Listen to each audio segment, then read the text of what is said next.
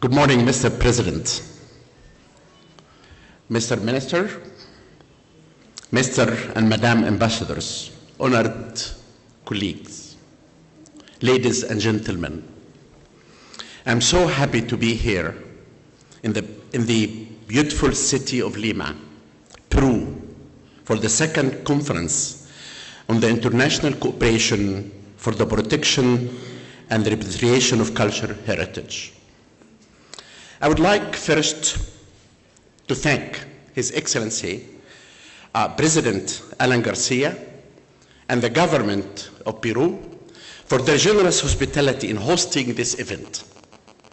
I would like also to thank Minister of Foreign Affairs, Juan Antonio, Madam Ambassador Lilian Sino, and all the people who have worked so hard to make this conference a reality. It is an honor to be here among so many distinguished guests. Thank you all so much for your participation in this important event. It is very fitting that we are here today in Peru for this conference 100 years ago, high in the Andes Mountains above the Urubamba River. Hiram Benjamin, a young American archaeologist, made an amazing discovery. He had found the lost Inca site of Machu Picchu, which is now one of the most famous monuments in the world. He took home with him the artifacts he found there, and they were kept in the museum at Yale University for almost a century. I'm very happy to be able to say that this year they were returned to the rightful owners, the people of Peru. I'm proud to have witnessed this success story, and I'm so happy that I was able to help. But countless stolen artifacts still remain aboard in the hands of thieves, antiquities dealers, private collectors, and even museums. There are many such objects that have been taken out of their countries of origin illegally. And these form important tools for educating the world about the importance of our shared cultural heritage. Although, in my opinion, public museums are the only appropriate owners of these antiquities, however, many other objects are aboard illegally stolen or looted and then smuggled out of their homelands. Each of these artifacts, no matter how small, is a tragic loss. When looters remove artifacts from the ground or steal an object from a museum or a storage magazine, an important part of the nation's identity is gone.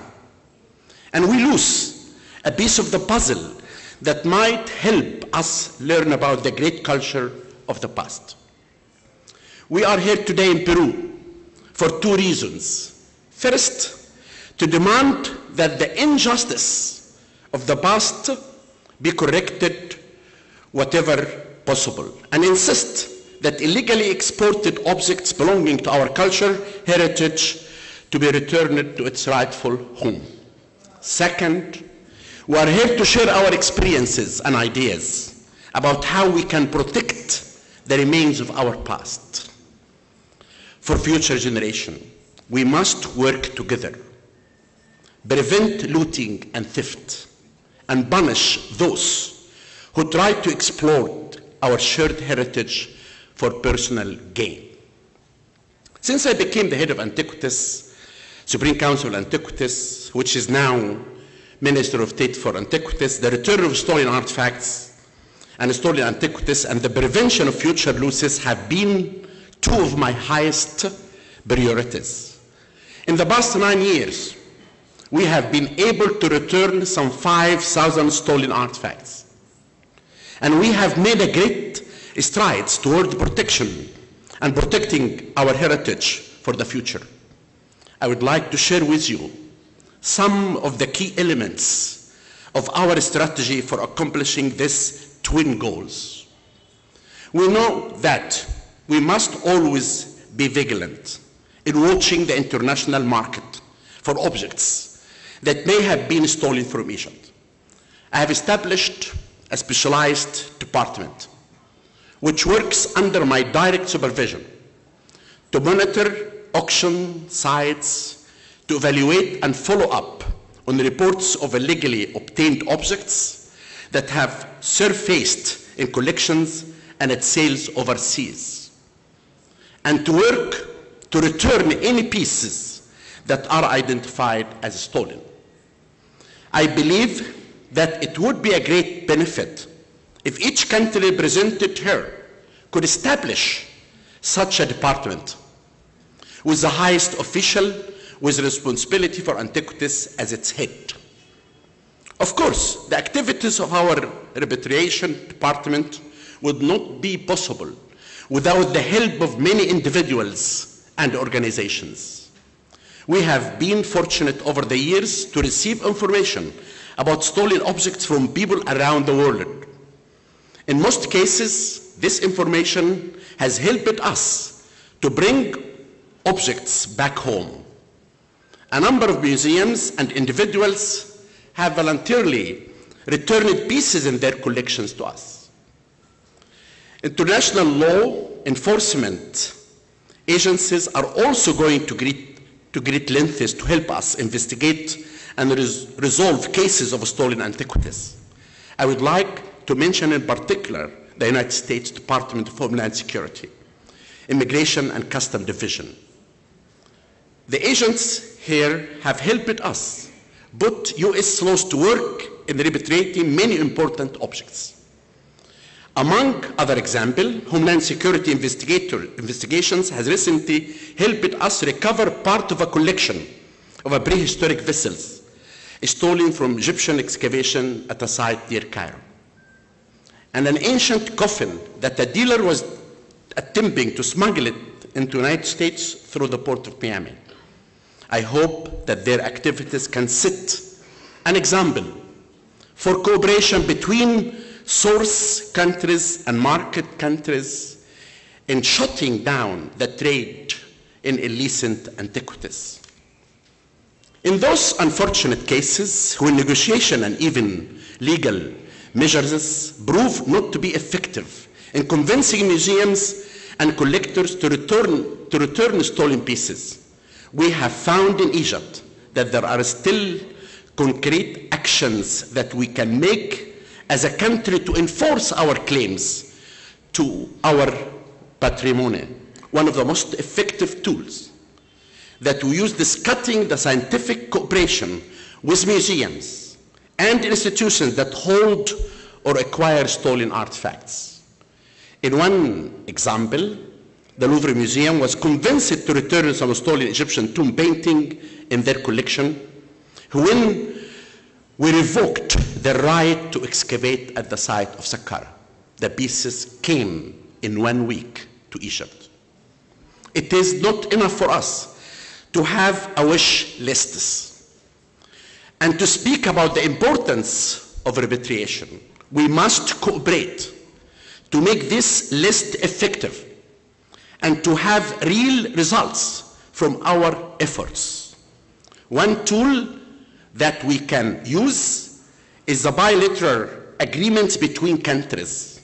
Egypt has signed such agreements with 19 countries, including Peru, Bolivia, Ecuador, as well as United Kingdom and Switzerland. We are working now to sign a memorandum of understanding with the United States in this coming July, Department of Homeland Security, to formalize our cooperation. I believe that at least all of us here should have such agreements between ourselves. These agreements should spill out in a practical way how we can cooperate to achieve our goals in ways that are tailored to each country's unique laws and circumstances.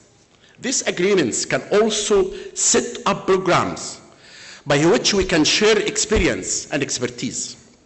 which is something that I believe should be a priority of all of us. In Egypt, we have made great strides toward improving the protection of our monuments.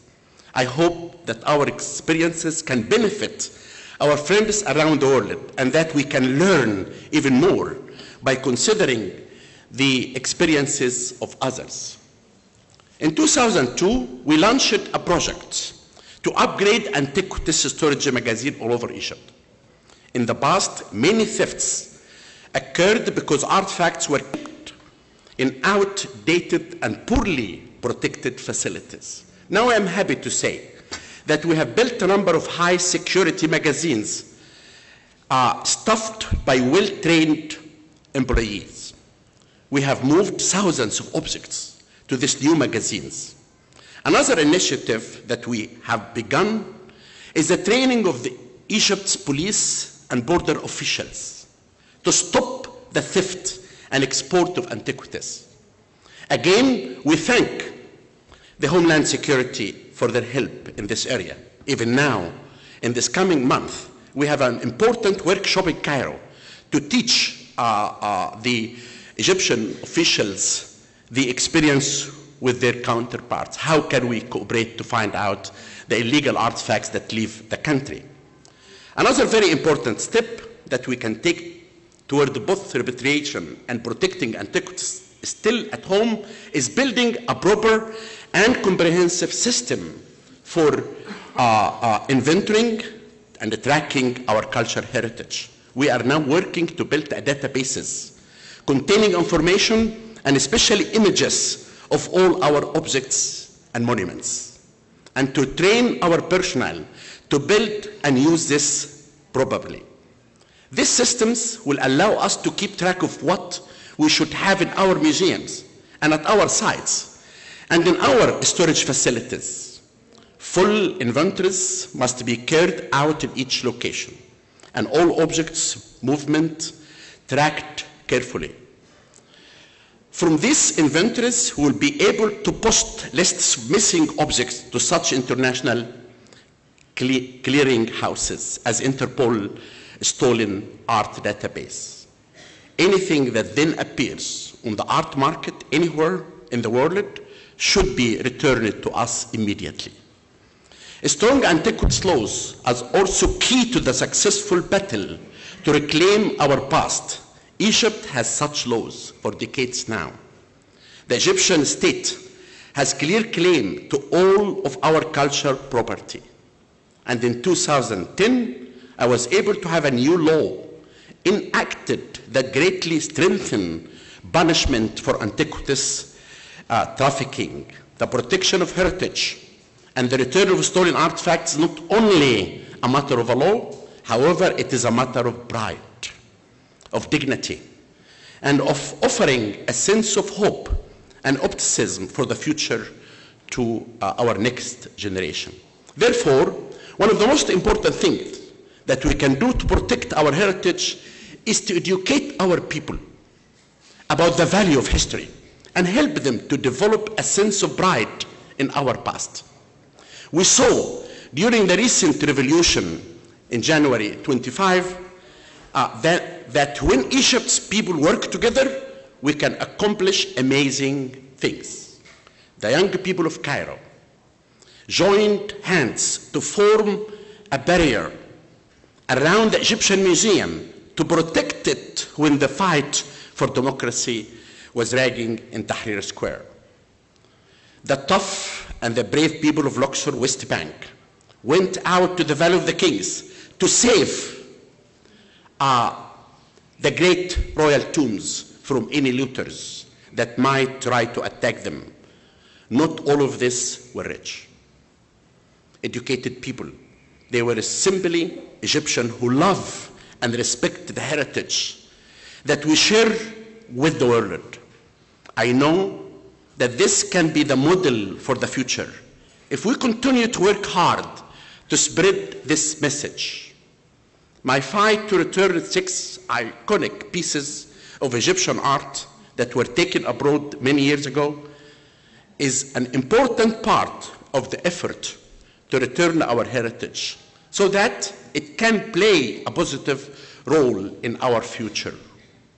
I look forward to the day when the Rosetta Stone, the bust of Nefertiti, the Dendera Zodiac, the bust of Ankaf, the Turin statue of Ramses II, and the statue of Hem-Iono, the architect of the Great Pyramid, come home to us.